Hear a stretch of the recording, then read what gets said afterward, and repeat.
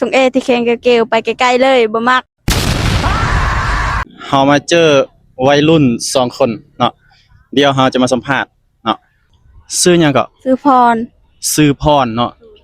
พรอายุจักปีแหละ15 ปีเป็นคนแขวงใด15สวรรณเขตอ๋อสวรรณเขตเนาะน้องมักผู้บ่าวแบบใด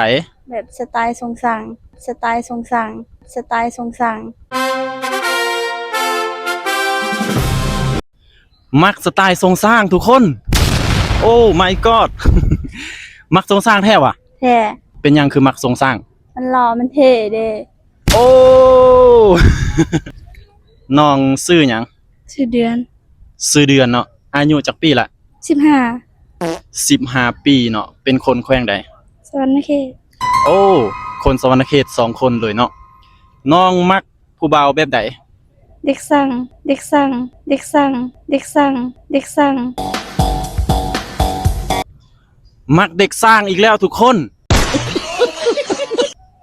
ถามหน่อยหนึงเด้อเป็นหยังคือมักเด็กสร้างมันเท่โอ้แท้ว่ะแม่นเด็กสร้างนี่โคตรหล่อเลย แต่ว่าเขาว่าเด็กสร้างมักตีผู้หญิงแม่นความจริงบ่บ่แม่นงานนี้คือให้เด็กสร้าง 1,000% เลย ผู้สาว2คน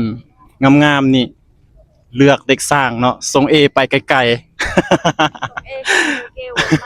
ส่งเอที่แข่งเกลๆไปไกลๆเลยบ่มักโอ้